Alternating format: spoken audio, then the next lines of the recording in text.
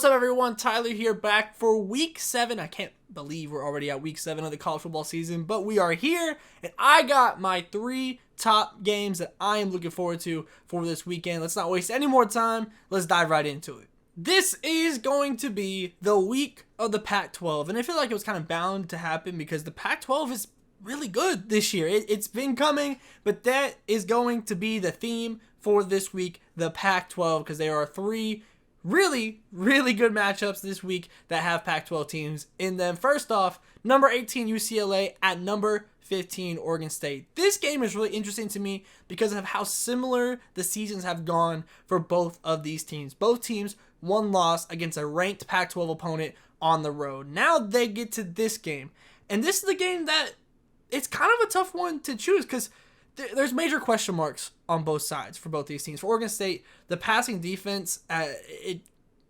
hasn't been great. It hasn't been great. That's just the honest truth of the situation. The passing defense has been meh, if not bad. Washington State put up 38 points. Cal put up 40 points with a true freshman at quarterback. The passing defense hasn't been amazing. But when you switch it over to the UCLA side, the passing offense hasn't been incredible either. It's also kind of just in that meh, inconsistent at best so far this season with Dante Moore at QB. So for me, it's going to be which one of these teams is going to turn their weakness into a strength. Is it going to be UCLA actually getting their passing offense going a little bit more, or is it going to be Oregon State kind of solidifying that defense in the air and seeing which one of these teams can do that? And I think that this can set the tone for both these teams. Whoever wins this game going forward, as they're both in really similar positions in a pretty stacked Pac-12, I think that the UCLA defense is going to tip them over. For me, I think that makes me want to pick UCLA. I know it makes me want to pick UCLA. I'm going with the Bruins, but this game is going to be a really interesting one and seeing how these teams progress after this game as well. Okay, next up, number 10 USC traveling to number 21 Notre Dame. I love rivalry games. It's what makes college football one of, if not the best sports in the entire world, is those rivalry matchups, and especially when they kick off at night. Rivalry games under the lights, sign me up for it every time, and especially when it's a game like this where you have the best player in college football and Caleb Williams in it, sign me up. I'm there. I'm watching it every single time. This game is a really interesting one for me because Notre Dame has 2 losses now, both to ranked opponents in Ohio State and Louisville. Yet they're the favorite in this game, according to the betting odds and everything. They're the favorite. That doesn't make sense, right? That doesn't make sense. You got USC's undefeated. They're number 10 in the nation. They have the best player in college football, like I said. But it makes sense. You would think on paper, there's no way. But it makes sense, and it's all because of the USC defense. It's no secret. We've been talking about this for Lincoln Riley team since he was coaching my school, OU. The defense isn't there. It's not in. No matter how good the offense is, you can't trust USC yet.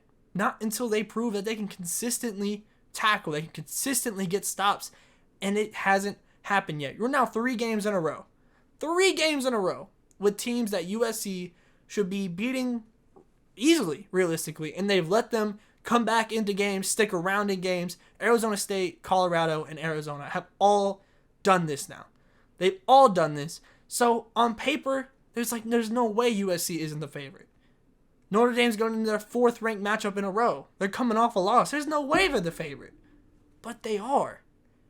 And it all comes down to that defense. And Notre Dame's offense hasn't been great so far. Or not hasn't been great so far, but in recent weeks it's been up in the air. It's been kind of shaky. But this USC defense makes everyone look good. That's what they've been doing all season, is making everybody look good. So this game gets really interesting. So when it comes down to making a pick, is it USC surviving again? Is it going to be a close game? I don't know. But I do know one thing. That if a game is going to be close, there is not a player I'd rather have the ball in the hands of than Caleb Williams. And for that reason, I'm picking USC, but I would not be shocked in the slightest if we see Sam Hartman and this Notre Dame offense carve up the USC defense, because that is what everyone has been doing to this USC defense so far. I think that they survive again, but I would not be shocked in the slightest at all if Notre Dame pulls it off. Let's get into our game of the week, and I told you this week is filled with big-time Pac-12 matchups. We had USC in the last one. Now it's time for the game of the week. Number 8 Oregon at number 7 Washington. I mean, this game, it's huge. This is one of the biggest regular season games I think that we'll see this season. And I'll tell you why. Both these teams are undefeated. Both these teams have probably top 10 quarterbacks in the nation, and Bo Nix for Oregon and Michael Penix Jr. for Washington. This is a huge game because the winner of this is on track to make their way to the college football playoff. It seems kind of early to be saying that, but that's the reality of the situation now. Both these teams are undefeated. Both these teams are coming off a bye week. This is the game. This is the game for Washington or Oregon to put their stamp and say, we are on the road to the college football playoffs. And I can't wait to see this because I think we're about to see an absolute quarterback duel in this game. I am so excited for it. I mean, both these quarterbacks are incredible. And looking at trying to find the edge in this game. Washington won this game last year. Dan Lanning, though, has been able to come in, and that defense is there. And Washington defense, it's not as strong for me. It isn't. I don't have as much trust in them as I do for Oregon. So for that reason, I do think Oregon is able to pull off this victory at Washington on the road. I think they're going to be able to do it, and Oregon will be well on their way to a Pac-12 championship and a potential college football playoff berth. This game means everything. It absolutely is the game of the week for me. All right, that's going to do it for me this week, week 7 of the college football season. I'm really excited for this weekend. I think it should be a ton of fun. Let me know who you think are going to win these games that I picked out. And if you have any games that you're looking forward to, let me know down below.